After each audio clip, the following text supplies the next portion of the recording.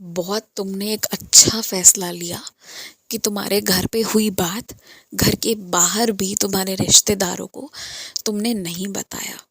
पहली बार मुझे लगा कि तुमने बहुत ही अच्छा फैसला लिया। क्यों बेकार किसी की निंदा करना।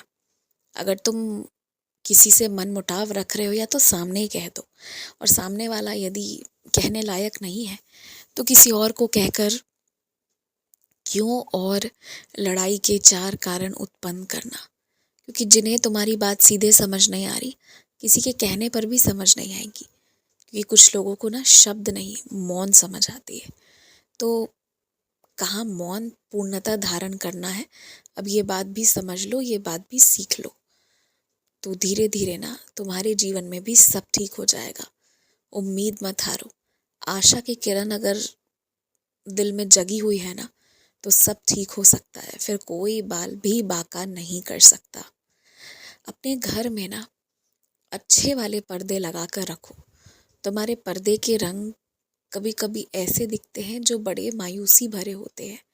खुद तुम्हारे घर पे किसी को पसंद नहीं आता। अब तुमने ले लिया है इसलिए लगाए रखना है, ऐसी बात नहीं है। क्योंकि लेते वक्त भी मैंने कई संकेत दिए थे कि तुम्हें वैसे रंग के उस तरह के अजीब से पर्दे नहीं लगाने हैं, फिर भी तुमने मेरी बात नहीं मानी। लेकिन जो चीज़ें घर पे उदासीनता पैदा करें उन्हें हटा देना चाहिए।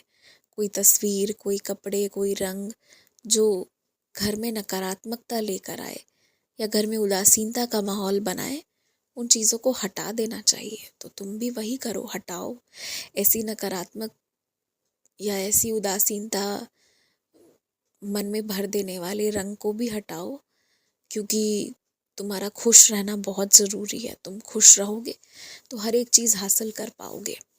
और तुम्हारे साथ एक बात और है, वो ये है ना कि तुम्हें लोग आसपास बहुत अच्छे अच्छे मिले हैं, पर ना अगर तुम एक हिसाब से बातचीत करोगे तभी तुम सभी लोगों से रिश्ता निभा पाओगे।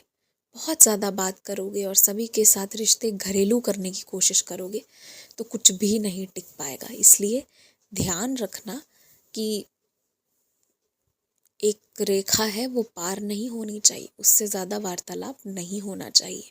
और ये ध्यान कोई और किसी और रिश्ते का नहीं, सिर्फ तुम्हारा है। और ये ध्यान सिर्फ और सिर्फ तुमने ही रखना है और कोई नहीं रखने आएगा। घर में जो नई लाई हुई बत्तियां खराब है उन्हें कल जाकर वापस दुकान में करे आना, और तुम मेरा नाम लेकर जाओ। या तो तुम्हें पैसे वापस मिलेंगे या कुछ बहुत अच्छा सामान मिल जाएगा। और आगे से ना कोई भी चीज़ खरीदो तो उसे दुकान में ही दिखवा लो कि वो सही है या नहीं। अब आराम से बस सो जाओ, मन में मेरा नाम जाप करते करते सो जाओ और ध्यान करो कि मैं शिरडी में किस तरह बैठा हुआ हूँ। बस इत्मीनान से सो जाओ। आज का दिन बहुत अच्छा रहा, आगे दिन बहुत अच्छे होते जाएंगे। खुश रहो।